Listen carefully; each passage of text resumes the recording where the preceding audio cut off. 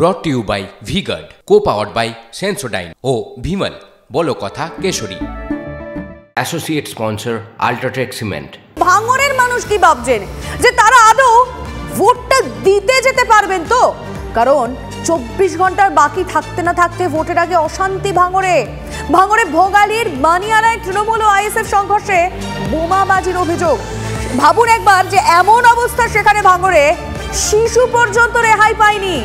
এই বোমা ফেটে জখম এক শিশু সহ মোট 7 জন। টিএমসি নেতাকর্মীদের লক্ষ্য করে বোমা মারার অভিযোগ করছে আর কাঠগড়ায় আইএসএফ। গুরুতর আহত 4 জনকে ঝিনানগাছা ব্লক প্রাথমিক স্বাস্থ্য কেন্দ্র থেকে পিজি হাসপাতালে স্থানান্তর করা হয়েছে এবং আমরা জানতে পারছি আহতদের দেখতে হাসপাতালে পৌঁছন অরূপ বিশ্বাস, সায়নী ঘোষ, শওকত মোল্লা।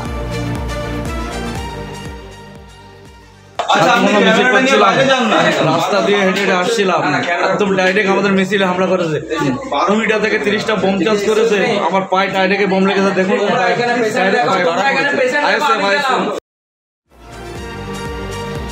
আইএসএফ বিধায়ক নওসাদ সিদ্দিকীর গ্রেপ্তারির দাবিতে সরব শওকত মোল্লা।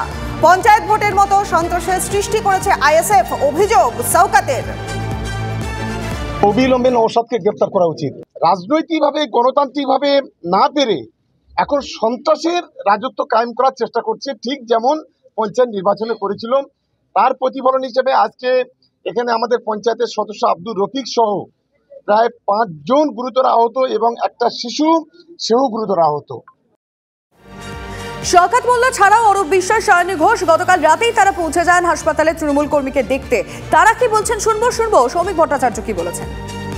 আইএসএফ এর পায়ের তলা থেকে মাটি সরে যাচ্ছে, সেটার জিদা যাত্রা উদাহরণ নিয়ে বাড়ি বাড়ি বুথ স্লিপ দিতে গেছিল এবং সেই সময় একটা কনস্পিরেসি, একটা প্ল্যান করে একটা ঘটনা ঘটিয়ে পার্টি অফিসে বসে একটা ষড়যন্ত্র করে এরকমভাবে তৃণমূল কর্মীদেরকে অ্যাটাক করা। আমি আপনাদের এটুকু কথা দিতে পারি যে ভাঙড়ের মানুষ আগামী 4 তারিখ 4 জুন আইএসএফ এর কফিনে শেষ পেরেকটুকু পুঁতে দেবে। হারার আগে হার মেনে নাও। আমরা তো বিশ্বাস করি গণতন্ত্রে মানুষ তার পবিত্র ভোটাধিকার প্রয়োগ করবে, মানুষ যাকে ভোট দেবে আমরা মাথা পেতে নেব। শুধু বোমাবাজি করে তো ভোট হবে না, এগুলো করলে মানুষ আরও বিরক্ত হবে, তৃণমূল আরও বেশি ভোটে জিতবে, সায়নীর মার্জিন আরও বেশি বাড়বে। ভাঙড়ে তো প্রথম থেকেই আক্রমণ চলছে আইএসএফ এর উপরে। ভাঙড়ে যিনি নির্বাচনে জিতলেন তিনি তো নির্বাচনী কেন্দ্রে গেলেই আক্রান্ত হচ্ছেন, থানার সামনে আক্রান্ত হচ্ছেন, গাড়ি ভাঙচুর হচ্ছে। আমরা কি করতে পারি বলুন? এই যে সংখ্যালঘুদের উপর আক্রমণ হচ্ছে, সংখ্যালঘু এলাকাগুলো উত্তপ্ত করে দেওয়া হচ্ছে, রক্তাক্ত করে দেওয়া হচ্ছে, এই রাজনীতি তৃণমূল। এখন সংখ্যালঘুদের এটা বুঝতে হবে কার কাছে তারা সুরক্ষিত।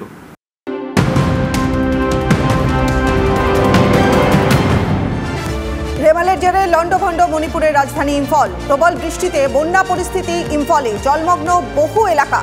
পরিস্থিতি সামলাতে 2 দিনের সরকারি ছুটি ঘোষণা প্রশাসনের।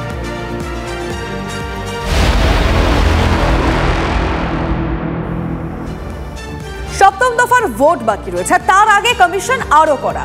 শেষ দফার ভোটে ওয়েবকাস্টিং এর উপর আরো জোর বাড়ালো নির্বাচন কমিশন সূত্রে খবর পাচ্ছি আমরা, বুথে ওয়েবকাস্টিং এর ক্যামেরা বন্ধ থাকলে ভোট গ্রহণও বন্ধ রাখতে বলা হয়েছে। ভোট গ্রহণ পর্বে ক্যামেরা চলছে তা নিশ্চিত করতে হবে প্রিসাইডিং অফিসারকে। শ্রাবন্তী সাহা আমাদের প্রতিনিধি এই মুহূর্তে টেলিফোন লাইনে রয়েছে। শ্রাবন্তী, ঠিক কি কি ব্যবস্থা নিতে হবে এবং যদি ইনকেস ক্যামেরা বন্ধ হয়ে যায় তাহলে ভোট কতক্ষণই বা বন্ধ রাখা হবে?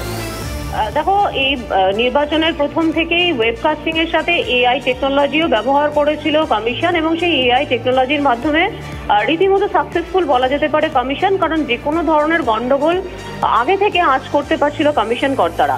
এক্ষেত্রে শেষ দফা নির্বাচনে আরো বেশি সমস্যা হতে পারে, তাই সমস্ত ওয়েবকাস্টিং চালু রাখার কথা বলা হয়েছে। যদি কোনো ক্ষেত্রে ওয়েবকাস্টিং চালু না হয় তাহলে গোটা ভোট গ্রহণই বন্ধ করে রাখতে হবে প্রিসাইডিং অফিসারকে। যদি এই নির্দেশ তিনি অমান্য করেন তাহলে সেই প্রিসাইডিং অফিসারের বিরুদ্ধে কড়া ব্যবস্থাও নিতে পারে কমিশন। অর্থাৎ শেষ দফা ভোটে নির্বাচন একেবারে শান্তিপূর্ণ করতেই এই ধরনের ব্যবস্থা করছে কমিশন। আচ্ছা শ্রাবন্তী, একটা সংক্ষেপে একটা বিষয় বলো, মানে তো একদম শেষ দফা এসে এরকম একটা সিদ্ধান্তের কারণ কি? দেখো, 6 দফা ভোটে সবটাই মোটামুটি শান্তিপূর্ণ করা সম্ভব হচ্ছে নির্বাচন। এক্ষেত্রে যে যে আসনগুলো রয়েছে 9টি লোকসভা আসন এবং একটি বিধানসভা আসন রয়েছে। আচ্ছা, আমাদের এক্সট্রিমলি সরি, আমি তোমাকে একটু থামাতে বাধ্য হচ্ছে। এই মুহূর্তে আমরা সিপিএম নেতা সুজন চক্রবর্তীর সঙ্গে যোগাযোগ করেছি। সুজন বাবু, TV9 বাংলা আপনাকে স্বাগত জানাচ্ছি। ইলেকশন কমিশন আরো খানিকটা করা হলো, শেষ দফায় গিয়ে যদি ওয়েবকাস্টিং কোনো কারণে বন্ধ হয়ে যায়, যে ক্যামেরা রয়েছে, তাহলে ভোট গ্রহণও বন্ধ রাখা হবে। আপনি কিভাবে দেখছেন এই সিদ্ধান্তকে? না, এটা যথাযথ। ওয়েবকাস্টিং এর ব্যবস্থা যখন করেছে সেটা যাতে বন্ধ না হয় তা দেখা কাজের মধ্যে পড়ে। কোথাও কোথাও ইন্টেনশনালি তাকে বন্ধ করে দেওয়ার মতন, যেমন সিসিটিভি ক্যামেরা বন্ধ করে দেওয়ার মতন অভ্যাস আমরা দেখেছি এর একদিকে, যাতে সেটা না হয় এটাকে এনশিওর করাটা তো ভালো। কথা তো একটাই, প্রত্যেকটি মানুষ তার নিজের অধিকারকে এক্সারসাইজ করবেন, সেই লেভেল প্লে ফিল্ড এটা এনশিওর করাটাই তো নির্বাচন কমিশনের কাজ। ফলে ওরা যে মেজারগুলো নিয়েছেন সেগুলো যাতে ঠিকমতো কাজ করে, প্রচুর বাহিনী তো নিয়ে আসছেন, এরিয়া ডমিনেশনটা ঠিকমতো হলো কিনা, বিশেষ করে যে এলাকায় ভোট লুট হবার অভ্যাস আছে সেখানে কনফিডেন্স বিল্ডিং হলো কিনা, এগুলো দেখে নেওয়া তাদের কাজের মধ্যে পড়ে। আমার ধারণা যথাযথ ঠিকই আছে। বেশ, অনেক ধন্যবাদ আপনাকে। আমরা কথা বলছিলাম সিপিএম নেতা সুজন চক্রবর্তীর সঙ্গে এবং তিনি এই বিষয়টি নিয়ে কি ভাবছেন তিনি জানালেন। তবে অন্যদিকে এই ক্যামেরা বন্ধ হয়ে যাবে, তারপরে ভোটও বন্ধ হয়ে যাবে, এই বিষয়টি মানে নির্বাচন কমিশনের সিদ্ধান্তকে শুভেন্দু অধিকারী কিভাবে দেখছেন শোনাবো আপনাদের। 474টা ক্যামেরা অফ ছিল 8:30 পর্যন্ত। অন বিহাফ অফ বিজেপি, শিশির বাজোরাজি নীতির কমপ্লেন দিল্লিতে এবং এখানে করার পরে ক্যামেরাগুলো অন করার ব্যবস্থা হয়, মানে চিটিংবাজি করছে ক্যামেরা বন্ধ করে। আলটিমেটলি দিনের শেষে 150-র কাছাকাছি বুথে ক্যামেরা চলেনি, তার মধ্যে 70টা শুধু কেশপুরের বুথ রয়েছে। কোথাও ক্যামেরা বন্ধ থাকলে ভোট বন্ধ থাকবে। উনি ক্লিয়ার বলেছেন ইভিএম মেশিন যেমন খারাপ হয়, যতক্ষণ না ইভিএম মেশিন সারানো হচ্ছে ততক্ষণ যেমন ভোট বন্ধ থাকে। অফলাইন থাকলে ক্যামেরা আপনাদের মাধ্যমে 7-7 পেজের সব প্রার্থী এজেন্ট, পোলিং এজেন্ট, জনগণের কাছে বলছি, ক্যামেরা অফ থাকলে ভোট করতে দেবেন না। সিও বলেছেন ক্যামেরা অন করা পর্যন্ত যদি 4 ঘন্টাও লাগে ভোটিং বন্ধ থাকবে। 6টার মধ্যে স্লিপ ইস্যু হবে, রাত্রি 10টা অবধি ইফ নেসেসারি ভোট হবে জেনারেটর এনে ক্যামেরা অন করে। নজর রাখবো পরের খবরে।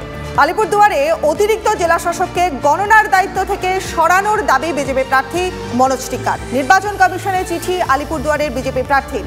আলিপুরদুয়ারে লোকসভা ভোটে গণনার দায়িত্বে রয়েছেন অতিরিক্ত জেলা শাসক সুবর্ণ রায়। মনোজ টিক্কার অভিযোগ, পঞ্চায়েত ভোটে শাসক দলের প্রার্থীদের অনৈতিকভাবে জেতানোর ক্ষেত্রে গুরুত্বপূর্ণ ভূমিকা ছিল সুবর্ণ রায়ের। কারচুপির আশঙ্কায় সুবর্ণ রায়কে গণনার দায়িত্ব থেকে সরানোর দাবি মনোজ টিক্কার।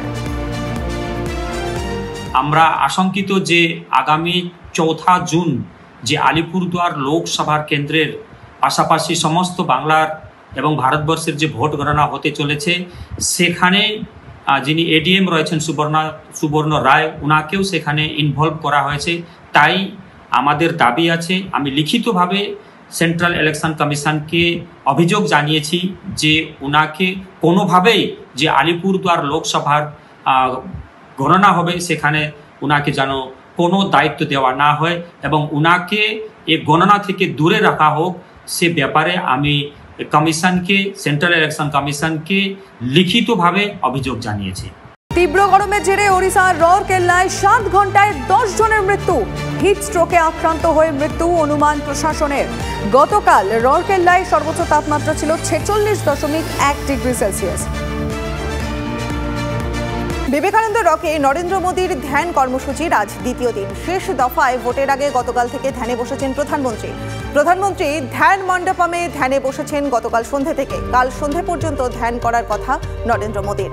এখনো পর্যন্ত প্রধানমন্ত্রীর ধ্যানের ছবি প্রকাশ্যে আসেনি।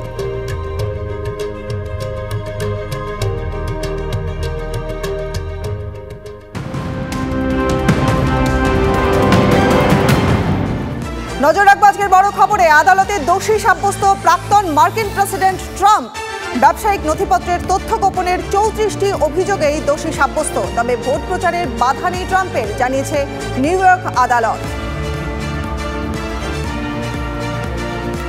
ব্রট to you by V-Guard, co-powered by Sensodyne ও ভিমল, বলো কথা কেশরী। Associate sponsor UltraTech cement.